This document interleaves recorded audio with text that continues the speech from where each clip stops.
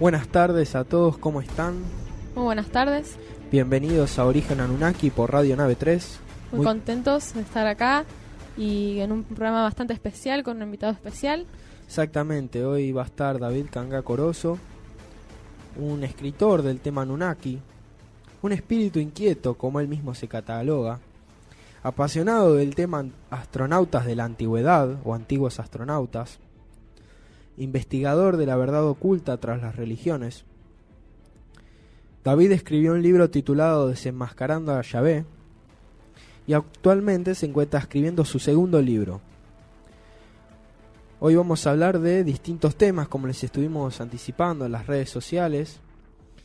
Vamos a hablar de los sacrificios. Un tema que especialmente aborda David. Exactamente, vamos a hablar también del ángel Gabriel, que se encuentra en distintas religiones misteriosamente, y es importante en todas. Vamos a desvelar ese misterio. También vamos a hablar de Jesús un poco y de Yahvé también. Tratando de ver, dar otra opinión más, ¿no? Sobre la pregunta que nos hicimos ya varios capítulos atrás sobre quiénes eran en verdad estos personajes.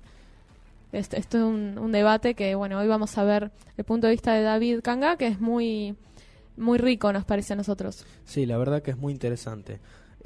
Su página es davidkangacorozo.com. Bueno, les vamos a introducir a David. David, ¿cómo estás? Hola amigos, ¿cómo están? Bien, ¿vos? Muy bien también, un placer estar en su programa, Leonardo y Ludmila. Muchas gracias. Bueno, como para empezar, no sé si vos querés hacer alguna aclaración que nos habías anticipado, o querés que directamente te preguntemos ya sobre el tema de los sacrificios rituales. Sí, bueno, como les había comentado antes de entrar al aire, quisiera comenzar esta entrevista aclarando que el que yo tenga un punto de vista que difiere un poco de una de las eminencias en este tema, que es Zecharia Sitchin, no implica que yo sea una persona que cuestione sus investigaciones. Al contrario, yo considero a Zecharia Sitchin uno de los más grandes eruditos en este tema de los Anunnakis, y pienso y estoy convencido que todos quienes estamos interesados en este tema le debemos mucho a él. Entonces, eso como aclaración. Perfecto.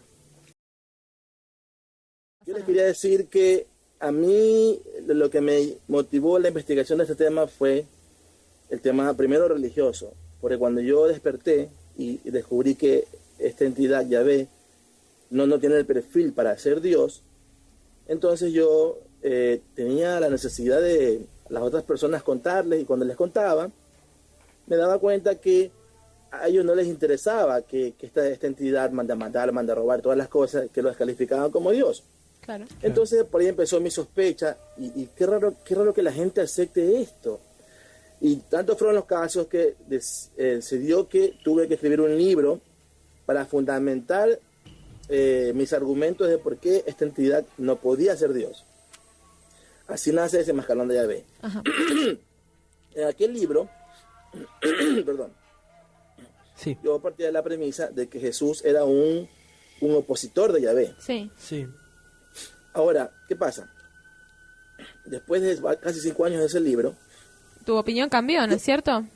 cambió por un motivo. ¿Por cuál? Porque yo soy yo me considero racionalista. O sea, yo tengo que encontrar el sentido a las cosas que me rodean. Y yo me di cuenta que en el plano objetivo, en efectos prácticos, la venida de Jesús, del Jesús bíblico, no le significó ningún desprestigio, ninguna afectación a Yahvé. Al contrario, le benefició. Porque la prédica de Jesús dio origen a una religión que le sirvió de catapulta a Yahvé. Tenemos entonces que el Yahvé de los judíos, siendo la judía una religión hermética, era un Dios prácticamente tribal. Pero con la venida de Jesús nace una religión expansiva, el cristianismo, que le sirvió a Yahvé de trampolín para conquistar casi media humanidad. Entonces ese hecho a mí me hizo pensar, pero ¿qué pasó aquí? O sea, ¿por qué se dio esto? ¿Por qué fracasó la misión de Jesús? Entonces empecé a sospechar sobre la real misión de Jesús. Entonces, releyendo releyendo mis apuntes, releyendo la Biblia, releyendo todo lo que había leído antes, yo me di cuenta que yo pequé de sesgado, como es mi conclusión. Como yo inicié la investigación con la idea de que Jesús era el opositor, Jesús el bueno y Yahvé el malo, Sí. eso me cegó en detectar la evidencia que lo mostraba muy vinculados a ambos. Releyendo ahora me di cuenta que hay una conexión muy fuerte entre ambos. ¿Cuál es? ¿Cuáles? Que, por ejemplo, los milagros que Jesús realizaba Sí. no le servían. Si partimos de que Jesús venía en nombre de un Dios diferente, él tenía que haber proclamado hacia Dios diferente. Pero como Jesús, como argumento, como escudo a sus actos, utilizaba las mismas escrituras hebreas, y este es un hecho muy clave a tener en cuenta. Jesús usaba las mismas escrituras hebreas como justificación de sus actos. Entonces, como si estaba pasada las escrituras, por ejemplo, uno de los primeros actos bíblicos de Jesús es cuando es bautizado, ¿verdad? Luego lo llevan al desierto. Sí. En el desierto lo tienta el demonio, supuestamente, Satanás. Sí, sí. Entonces, cuando Satanás le hace preguntas, Jesús le responde citando las escrituras hebreas. Sí. Entonces, al hacer eso las legitima. Claro. Él no tenía, si él venía en nombre de un Dios diferente, él tenía que haber usado otros argumentos para rebatir a esta entidad, al demonio, porque yo antes tenía la ingenua idea de que pobrecito Jesús, como él tenía miedo que lo maten los judíos, y por eso es que él no era muy claro en sus prédicas. Pero esa idea yo mismo me la cuestiono ahora, porque mira, este Jesús tenía el poder de revivir muertos, de calmar tormentas. Entonces él, inclusive hay un pasaje en que se da a entender que él se hizo como invisible y se pudo escapar, que lo quiere tirar de un barranco. Entonces, tener los poderes no era por miedo que él no era claro. Claro. Es más, ahora él mismo, releyendo, me di cuenta que Jesús mismo aclara que el propósito es así poco claro en el público. Sí. Y a sus apóstoles se les habla claramente. Y también pasa algo raro con eso de Jesús, ¿no? Porque él al mismo tiempo, por ejemplo, cuando es encarcelado dice: mi reino no es de este mundo, yo no me voy a defender, porque si estuviera en mi reino aparecerían mis guardias y me sacarían, pero este no es mi reino. Él aclara que mi reino no es de este mundo, es la frase. Él aclara que claro, no es de acá. Claro, eso a mí no me queda duda. El tema es si su reino es el mismo reino del de Yahvé. Claro, y vos clara. pensabas que a lo mejor había sido parte de un mismo plan para cambiar de alguna manera la imagen que se tenía de Yahvé, ¿puede ser? Mis conclusiones actuales son las siguientes. Sí. Jesús se declaró el Mesías, ¿ya? Uh-huh. Inclusive Poncio Pilato, cuando lo atraparon y Poncio Pilato lo interroga, le pregunta: ¿eres el Mesías? Él dice: sí soy. Ahora, pero ustedes leen al comienzo del Evangelio de Lucas y narran cómo el pueblo estaba muy a las expectativas de la venida de ese Mesías. Eran muy anhelados, tenían siglos esperando a ese Mesías. Sí, sí. Ok, al final del Evangelio de Lucas, de ese mismo Evangelio, se narra, son los eventos posteriores a la muerte y resurrección de Jesús. Sí. Entonces se narra que Jesús se le aparece a 2 de sus apóstoles, pero ellos no lo reconocieron. Entonces ellos iban caminando, entonces él se les une y le pregunta: ¿qué les pasa? No, que estamos tristes. No, ¿cómo? ¿De dónde eres? Porque ¿cómo es posible que no te hayas enterado de lo que ha pasado? Cuénteme, ¿qué ha pasado? Haciéndose el tonto Jesús. Tú no te enteraste, vino este Jesús, que era un profeta. Y ahí dice algo muy clave uno de sus apóstoles: teníamos la esperanza de que él restablezca el reino de Israel. Sí. Pero no pasó. ¿Eso qué te dice? Este evento pasa después de la muerte de Jesús, cuando Jesús aparece resucitado. ¿Esto qué nos dice? Que sus mismos apóstoles tenían claro que no cumplió Jesús con lo que ellos y todo el pueblo esperaba: el restablecimiento del reino de Israel. Avanzamos un poco más y nos encontramos en el libro de Hechos de los Apóstoles. Jesús aparece a sus apóstoles. Esto pasa en el primero segundo capítulo de Hechos. Ajá. Se reúne con sus discípulos, le dice: no se alejen de Jerusalén porque pronto van a recibir el Espíritu Santo. Entonces, ya está a punto de irse definitivamente. Y uno de sus apóstoles le pregunta, Señor, ¿ya vas a restablecer el reino de Israel? Entonces, miren, aún ellos tenían la esperanza de ese restablecimiento. Esa era una de las principales funciones del Mesías. Entonces, Claro. esa inquietud de sus propios apóstoles nos dice claramente que Jesús no cumplió con la misión que el pueblo esperaba del Mesías. O sea, vos Pero cuando... él, aunque no cumplió eso, él afirmaba ser el Mesías. O sea, vos cuando decís restablecer lo de Israel, el reino de Israel, te referís al reino de Yahvé, ¿no? O sea, les explico. Lo que pasa es que el reino de Israel nace cuando el pueblo judío, después del éxodo, se asienta en Canaán. Una vez asentado, empieza la época de los jueces. Y después de casi 4 siglos de jueces, empieza la época de los reyes. Porque como el pueblo veía que sus vecinos tenían reyes, ellos también pidieron un rey. Y el primer rey fue Saúl, que lo ungió, el último de los jueces, que fue Samuel. Luego de Saúl viene David. Y David fue el rey más querido, o la persona, mejor dicho, más querida por esta entidad Yahvé. Y Dios le prometió a David que su llama nunca se extinguiría, en el sentido de que siempre habría un descendiente suyo sentado en el trono de Israel. Eso se cumple porque a la muerte de David lo suple en el trono su hijo Salomón. Sí.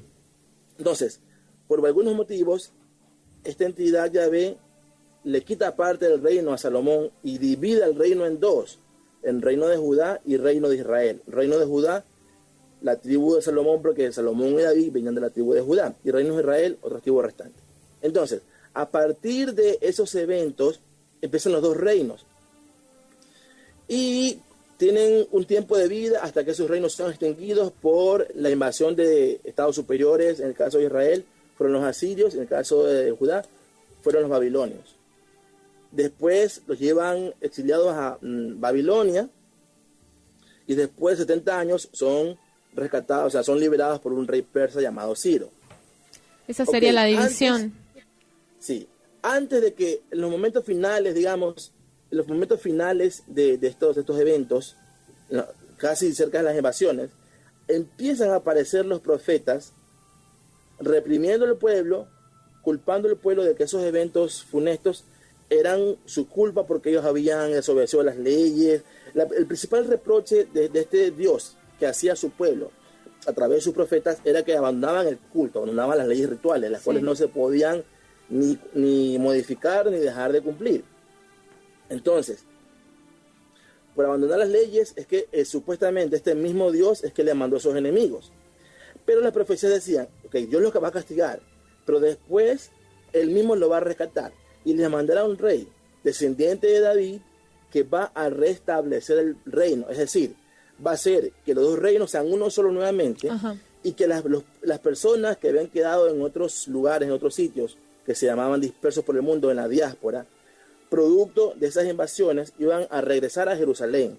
Entonces, los que estaban afuera, los exiliados, iban a regresar y iban a formar un solo reino como en la antigüedad. Entonces, esa era una de las principales misiones del Mesías. Claro. El restablecimiento del antiguo reino, un solo núcleo, y ese nuevo reino tendría la grandeza que tuvo en la época de David y Salomón. Pero lejos de pasar esto, en realidad termina pasando que se crea otra religión. Exactamente. Ellos tenían uno de los motivos principales por los cuales ellos esperaban la venida del Mesías, es porque tú lees esas profecías y hay muchas promesas materiales. Hay promesas que dicen que los reyes de las otras naciones serán sus siervos y les traerán el oro y estarán adorando. Hay muchas promesas en el tono material. Sí. Pero mira qué pasa, viene Jesús, declara ser el Mesías, pero habla de la pobreza, exalta la pobreza, de que los pobres, o sea, tenía un discurso chocante.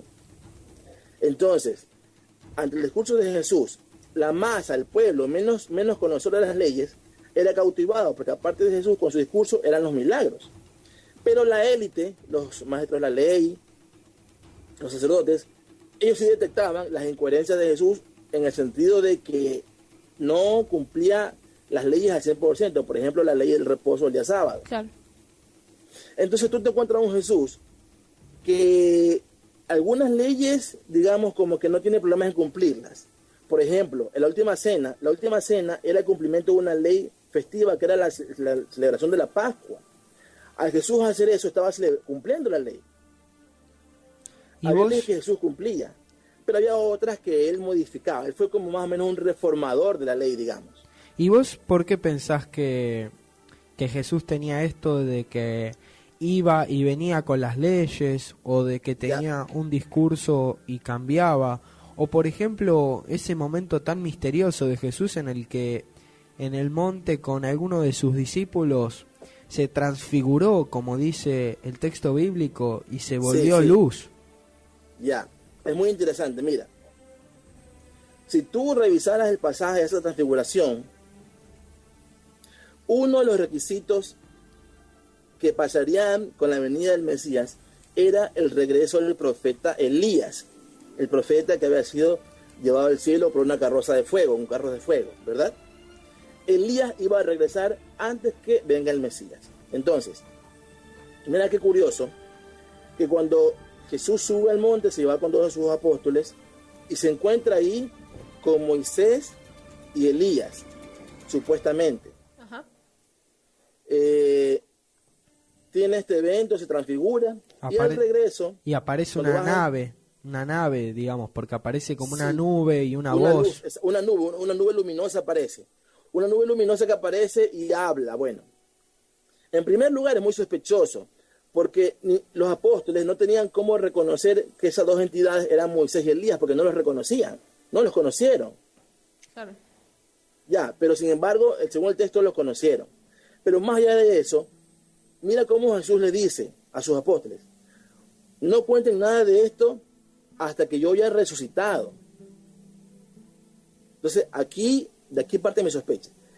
Mira, si sus apóstoles hubieran contado que Jesús se reunió con Elías, eso le hubiera garantizado a Jesús tener más apoyo de la élite judía, de la sacerdotal, que estaba más pendiente de las leyes a tajarrabla. Pero Jesús no quería que se enteren de su reunión con Elías hasta que después quedara resucitado. ¿Por qué? Porque él no quería, esta es mi opinión, Claro. él no quería la aceptación de la élite judía.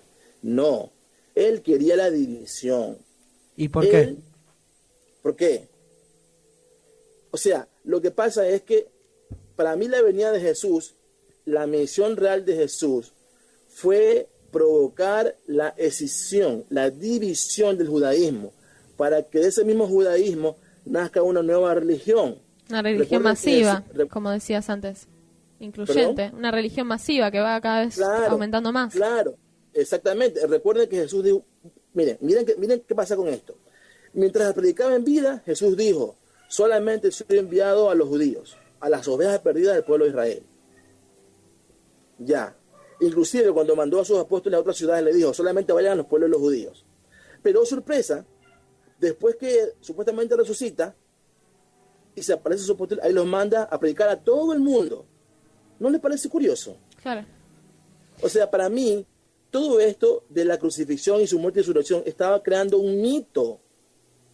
Esto de los milagros y esto de su muerte y su crucifixión estaban creando un mito que hablaba del poder de vencer a la muerte, de que vino este ser, venció la muerte, tenía milagros, para con ese argumento poder ir y atrapar, digamos que nuevas masas, hasta atraerlos a esta nueva religión.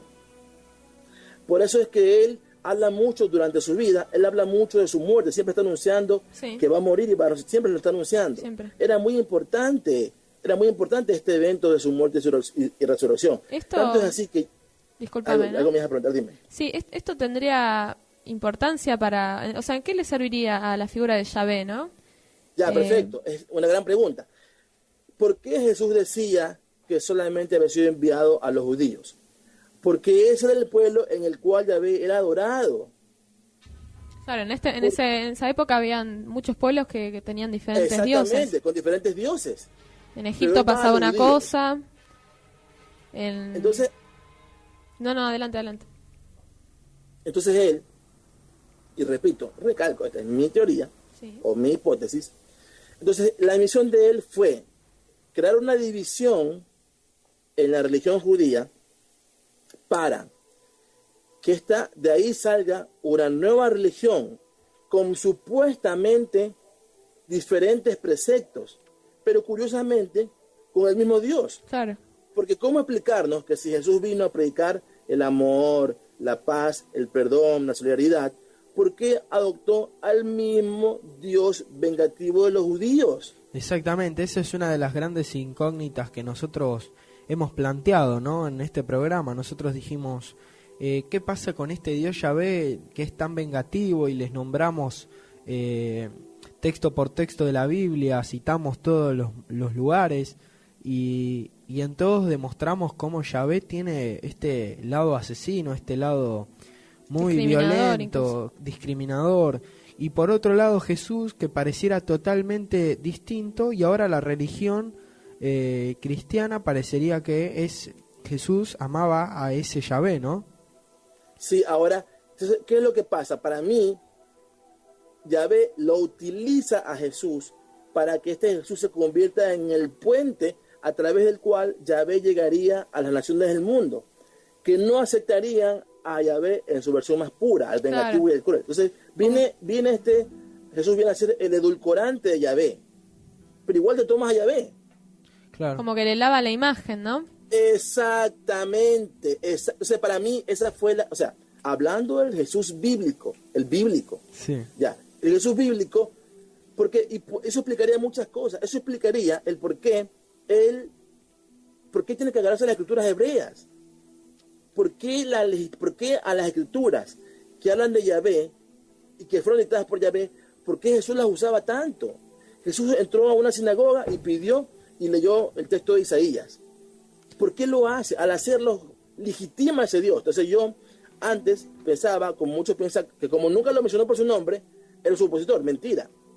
Claro que no lo menciona por su nombre, pero lo legitima, porque como su técnica era a cada momento citar pasajes de las Escrituras, tenía que inevitablemente mencionar eventos que vinculaban a Yahvé. Entonces, por ejemplo, en un evento famoso, cuando él va a unos saduceos y le preguntan qué pasará después de la resurrección con una mujer que tiene 7 maridos y bla, bla, bla. Entonces Jesús le dice, no, o sea, ustedes son unos tontos, porque después que la gente muere se hace como los ángeles, y después de paso, como ilustración, le menciona el caso de Moisés y la zarza ardiente. Ajá. Todos sabemos que quien se manifestó a Moisés en la zarza ardiente fue Yahvé.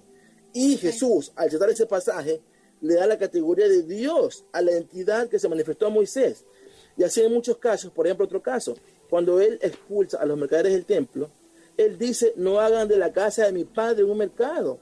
Al templo Yahvé le llaman la casa de mi padre. Claro, y así muchos casos más en que Jesús legitima la imagen de Yahvé como Dios. El mismo hecho de que en el Sermón de la Montaña él dijo, no crean que he venido a abolir las leyes, sino he venido a cumplirlas. Claro, y acá es cuando tenemos una pregunta para hacerte, pero queremos que quede para dentro de unos minutitos que vamos a hacer un corte.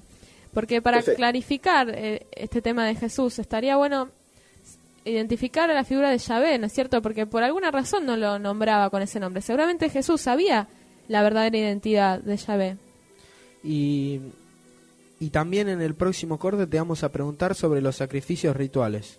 Sí, así perfecto, que perfecto. Vamos a una pausa. Muy breve. Y muy breve, y cuando volvemos nos decís quién pensás que es Yahvé y sobre los sacrificios. Perfecto.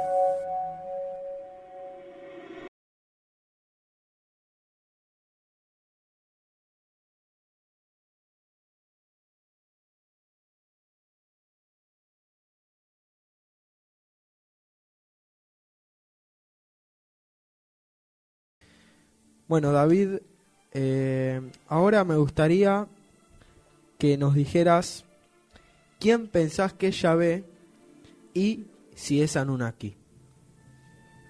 Ok. Todo me lleva a pensar, a vincular al Yahvé de los textos hebreos con el Enlil de los textos mesopotámicos. Ajá. Y esta relación implica un análisis, digamos, de contexto, y aquí es que entran los sacrificios rituales. Ok, ¿cuál es mi hipótesis o teoría, como la quieran llamar? Sí. Para mí estas entidades, a ver, todos, hasta los mismos académicos bíblicos, reconocen que algunas partes de la Biblia hebrea, especialmente de sus orígenes, en los primeros capítulos, se remontan a fuentes más antiguas que son las mesopotámicas. Tenemos así, por ejemplo, que en los textos mesopotámicos se narran historias de la Biblia hebrea casi que idénticas. Una de las más valiosas fuentes mesopotámicas es la Atrahasis. Ajá. Este documento narra desde que los seres están aquí en la tierra, crean al hombre hasta el diluvio. Y cuando yo leí esa fuente original, me encontré con un tema que resonó en mí. ¿Qué tenemos en el Atrahasis? Nos narra el Atrahasis que estas entidades vienen y están aquí en la tierra por un tema de extracción de minerales. Pero los encargados de hacer esa extracción hacen una revuelta, digamos una huelga de brazos caídos. Ante esa necesidad, uno de los líderes, Enki, sugiere crear un trabajador artificial en base a un ser que la ha visto caminando en las sabanas de África. Y así crean al hombre a través de hibridación.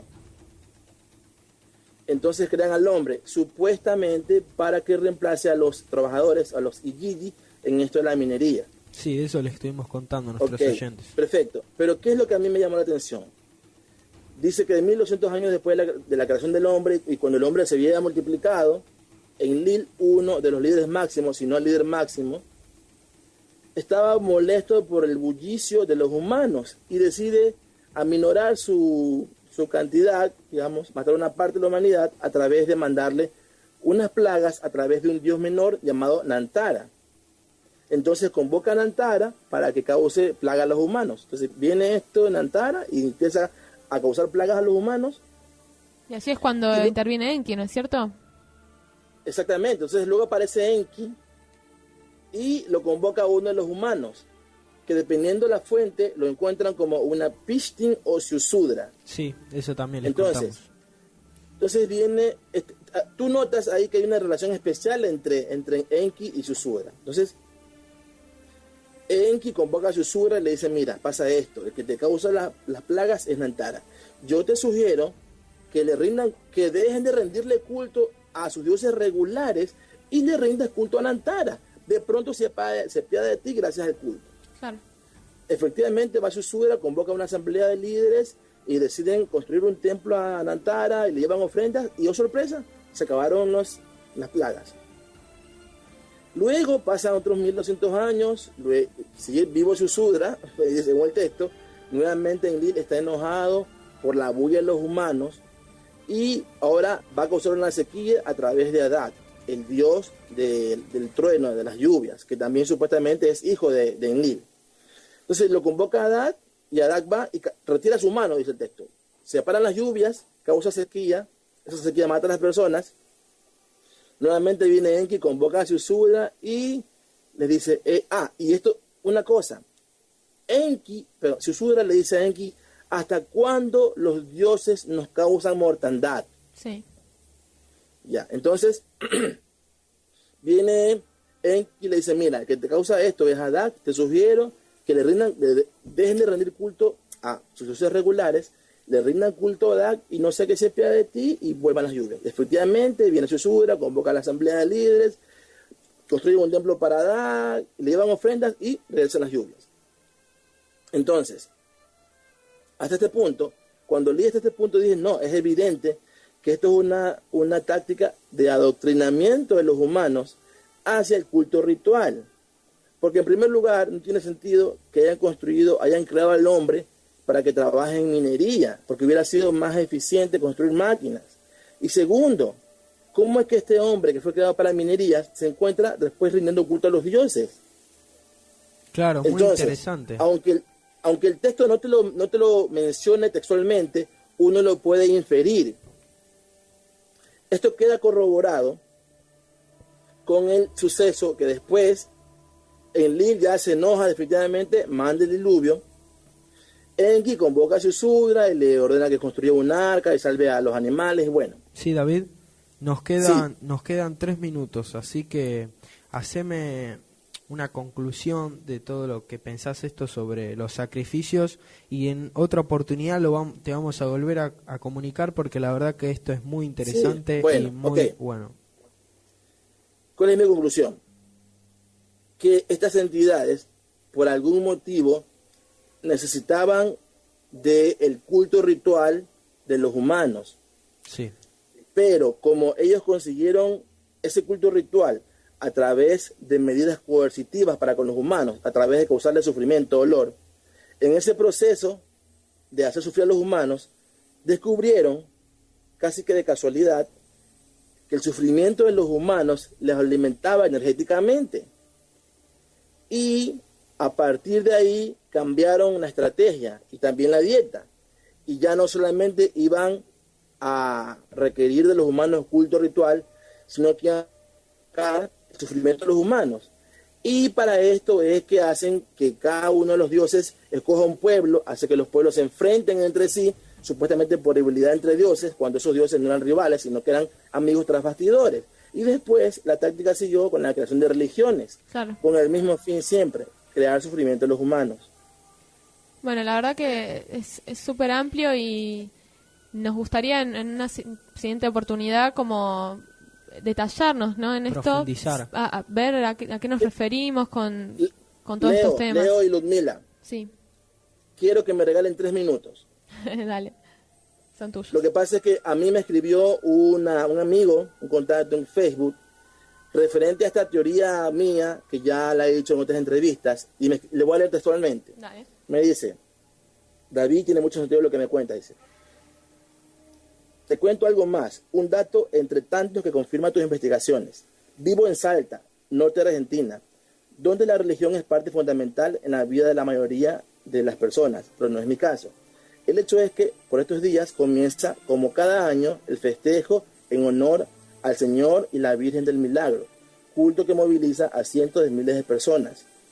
Dicho culto nace a partir de unos temblores que se produjeron en esta zona hace más de 300 años, luego de lo cual, y aquí me cita textual, uno de los padres de la Compañía de Jesús, José Carrión, afligido por la situación, sintió una voz con toda claridad que le decía, mientras no sacasen al Cristo, no cesarían los terremotos. El sacerdote se dirigió urgentemente a comunicar el mensaje recibido. Los padres jesuitas recordaron la imagen enviada por Victoria.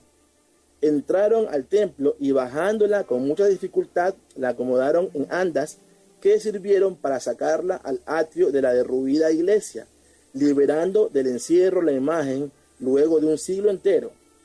La colocaron frente a la iglesia de la Compañía de Jesús, que tenía en el centro de la ciudad, y el pueblo acudió al templo con antorchas encendidas.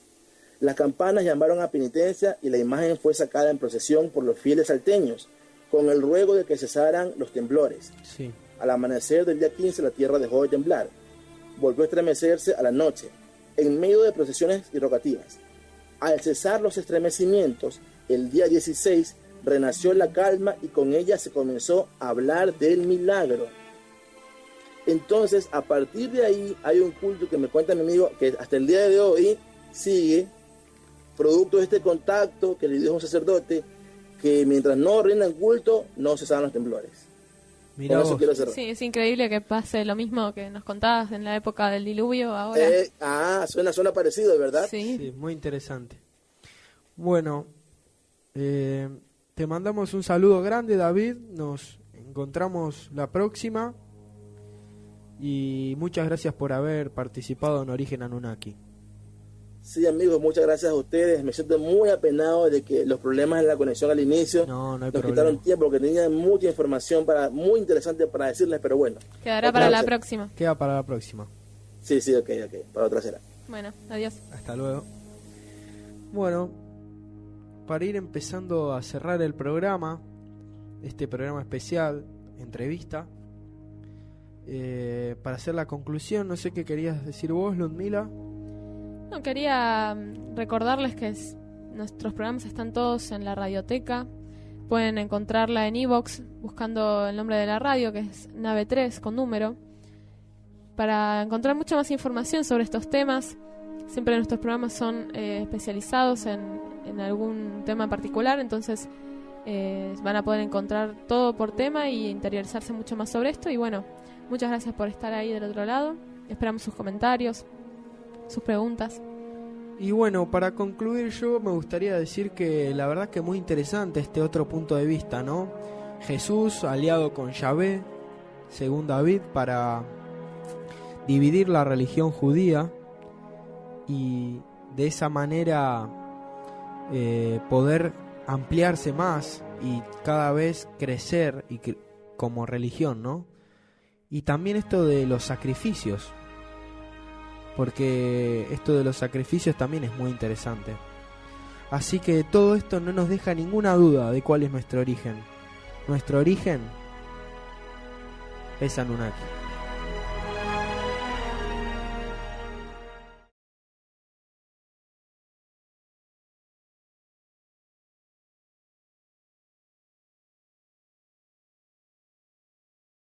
Que hay un tema que Sitchin no habla.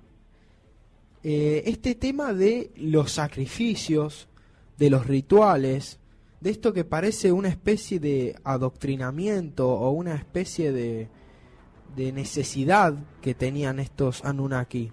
Y por lo que hemos hablado, yo sé que vos sabés de este tema y lo has estado investigando en profundidad, ¿no? Sí, así es.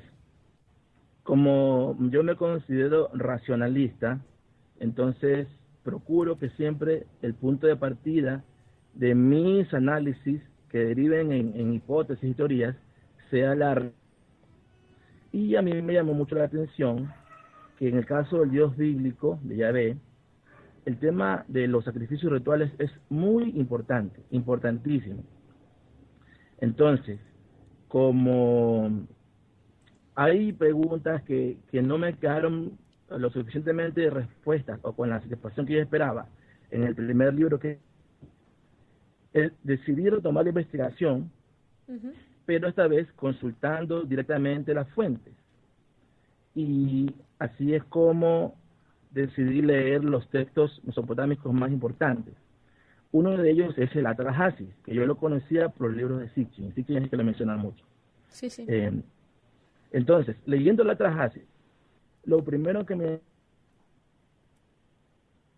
llamó la atención es que hay una especie de complicidad entre Enlil y Enki, porque después de haber creado al hombre, supuestamente, según esta fuente, supuestamente el hombre fue creado para que sea un trabajador o un esclavo que reemplace a los Yiji en sus labores de extracción de mineral. Entonces, después que el hombre fue creado y hacía el trabajo, y después que pasó un tiempo y se reprodujo, me encuentro con la sorpresa de que Enlil, textualmente, Enlil estaba, digamos que, molesto por la bulla que hacían los humanos. Ajá. Y decide disminuir la población de los humanos a través de plagas. Manda una plaga a través de un dios que se llama Nantal, y así empezó a morir la gente. Pero mientras este Enlil enviaba plagas, Enki contactaba a los humanos para decirles que si querían librarse de las plagas tenían que rendir culto a los dioses. Bueno, volvimos. Perdonen estos problemas que estamos teniendo con la conexión. Bueno, reiterando, estamos hablando de este tema que tiene que ver con los sacrificios, los rituales, y David Kanga nos está contando un poco de casos en especiales en donde vemos que pasa esto. De hecho, vemos un adoctrinamiento, una técnica en la cual se va, como que se causa un daño y se da también la solución. Y a través de eso se instala el culto, ¿no? Exactamente. David, ¿estás por ahí? Aquí estoy. Buenísimo. Es tal cual como ustedes lo acaban de decir. Fue un adoctrinamiento. Y la pregunta ¿Sí? sería ¿con qué fin, no? ¿Qué esconde atrás todo esto? Lo que nosotros solamente podemos especular sobre exactamente cómo les beneficiaba esto de los sacrificios rituales. Ajá. Lo que es innegable es que era vital para ellos, al punto que yo he llegado a la conclusión de que justamente fue por ese motivo que vino el diluvio. ¿Estamos al aire? Sí, Sí, estamos. Ya, ok. Entonces, hay un hay un texto, una fuente mesopotámica que se llama Lugalbanda en la cueva de la montaña, Sí. que es una prueba fehaciente también de lo importante que era esto del culto ritual en los textos mesopotámicos, porque esto también no es algo muy conocido, es como que no todo el mundo lo sabe, pero tan importante como es en la Biblia, en la parte de Yahvé, también lo es en la parte de las fuentes mesopotámicas. Y este documento, Lugalbanda, en la cueva de la montaña, es una prueba de eso. Les leo esa parte. Dale. Este Lugalbanda vendría a ser el padre de Gilgamesh, y se cuenta que en una expedición que iba a sacar otro reino, en el camino sufre una enfermedad y parece que se queda como moribundo. Sus hombres lo dejan en una cueva y siguen. Él se quedó solo en la cueva. Ajá. Allí moribundo en la cueva implora a sus dioses, ya invoca a Utu Shamás, a Inanna. Estos dioses se le manifiestan a él, lo revitalizan. Lugalbanda recobra fuerza, sale de la cueva y caza, sale a cazar 2 cabras y un toro. Entonces, cuando regresa, se queda dormido, y dormido en el sueño, los dioses Enlil, An y Enki, a través del sueño le dicen que les prepara un sacrificio con esos animales. Lugalbanda se levanta, y les leo textualmente cómo fue el sacrificio, dice: mientras el sol se elevaba, Lugalbanda invocaba los nombres de Enlil, An, Enki y Ninhursag, se sentó frente al banquete, con la vasija de sangre, en el lugar de la montaña que él había preparado. El banquete fue preparado, las libaciones fueron vertidas, cerveza negra, bebidas alcohólicas, cerveza clara, vino para endulzar el paladar. Lugalbanda vertió agua fría de libación. Este Lugalbanda preparó este sacrificio. ¿Para quién? Para Enlil, An, Enki y Ninhursag, o sea, los líderes de la expedición del planeta Tierra. Claro. Bien, entonces, esta es una prueba de la importancia de los sacrificios rituales en las fuentes mesopotámicas. Ahora, en las fuentes hebreas, yo me he encontrado con que todo parece que fue también el tema de los sacrificios el motivo del diluvio. ¿Por qué? Según la Biblia, los ángeles, en la época del papá de Enoc, en la época de Yarek, los ángeles descendieron y se mezclaron con las mujeres terrestres y tuvieron hijos con ella. Esta versión que cuenta la Biblia así muy escuetamente, revisando el libro de Enoc, la encontramos con más detalle, y nos encontramos con que estos ángeles no solamente se conformaron con mezclarse con las humanas sexualmente, sino que su mayor pecado fue el revelarle secretos a los humanos. Ajá. Esto fue algo escandaloso para los dioses, bueno, para los ángeles al servicio de Claro. del Dios mayor. Se menciona a los 7 arcángeles que se escandalizan de ver qué pasó esto y reclaman. ¿Y qué vas a hacer respecto a esto? Le dicen a la deidad. Entonces la deidad manda a los ángeles a que atrapen a estos ángeles custodios. Entonces, ¿qué pasó después? Cronológicamente hablando. Después de eso, esto pasó en la época de Yarek, el padre de Enoc. Sí. Luego en la época de Enoc es raptado del cielo. Ya, okay. Entonces, Enoc en el cielo es instruido. Luego lo baja a la tierra para que enseñe a sus hijos lo que le habían enseñado. Luego parte nuevamente. ¿Qué creen que hicieron sus hijos apenas Enoc es raptado nuevamente al cielo? Un sacrificio. Presentaron un sacrificio en el sitio desde donde había sido raptado. Y les voy a leer. Dice, esto está en el libro de Enoc, dice: cuando Enoc hubo hablado a su gente, el Señor envió oscuridad a la tierra, y allí fue oscuridad y cubrió todos aquellos hombres que estaban a pie con Enoc. Y ellos, los ángeles, tomaron a Enoc y lo subieron al más alto cielo, donde mora el Señor, y lo recibió y lo colocó delante de sí. Y la oscuridad se desvaneció en la tierra, y de nuevo la luz brilló. Y la gente vio, mas no pudo comprender de qué forma se había llevado Enoc al cielo. Sí, ok. Entonces, el tema es que el hecho de que lo primero que los hijos de Enoc hicieron, luego de que él fue tomado definitivamente al cielo, es haber presentado un sacrificio, ya nos da una pauta de en qué consistió la instrucción que Enoc recibió en el cielo y que le transmitió a sus hijos en tierra. Este Enoc era el bisabuelo de Noé. Sí. Aunque Enoc estaba en el cielo, Noé sabía que se podía comunicar de alguna forma con su abuelo. Entonces él va y lo contacta a preguntarle si es que él sabía que iba a pasar en la tierra. Y Enoc le dice a su bisnieto Noé que va a haber un diluvio.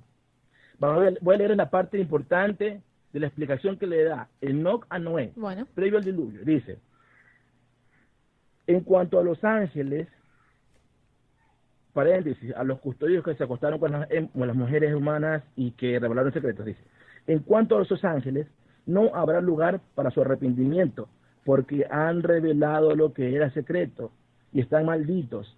Pero en cuanto a ti, hijo mío, el Señor de los espíritus sabe que eres puro y sin reproche al respecto de los secretos. Repito, y sin culpa ni reproche al respecto de los secretos. Él ha destinado tu nombre entre los santos y te preservará entre los que viven sobre la tierra. Él ha destinado tu linaje para la realeza y para grandes honores, y de tu semilla brotará una fuente de justos y de santos por siempre. ¿Estamos? Sí, Sí. estamos. Ya, ok. Entonces, él no le dice a Noé que Noé no va a morir en el diluvio. ¿Por qué? Porque no está contaminado con los secretos. Entonces, Claro. los secretos que revelaron estos ángeles el motivo principal de la causa del diluvio. Lo que estos ángeles custodios revelaron a los humanos eran, digamos, las formas de hacer sus cosas sin tener que recurrir a los dioses. Porque uno puede deducir que para cada cosa los seres humanos tenían que recurrir a los dioses Tal cual. por medio de sacrificios. ¿Cómo podemos deducir esto? Pero inclusive en la época del Dios bíblico de Yahvé, lee Levítico, lee Números y ve que para cada cosa hay un sacrificio. Para la lepra, para la fiesta, hasta para cuando... ¿Me escuchan al aire bien? Sí. Sí, sí. Hasta para cuando un hombre quería descubrir si su esposa era infiel, había una forma de hacerlo con un sacrificio. Para todo. Entonces, así como pasaba antes, seguramente, así como pasaba en la época de ayer, seguramente pasaba en la época anterior, Claro, sí, en sí. que para todos los seres humanos tenían que recurrir con sacrificios a los dioses. Al haberle los ángeles revelado la forma de hacerlo todo por su propia cuenta, eso privó a los dioses de sus sacrificios. Y como era vital para ellos, no podían permitir eso.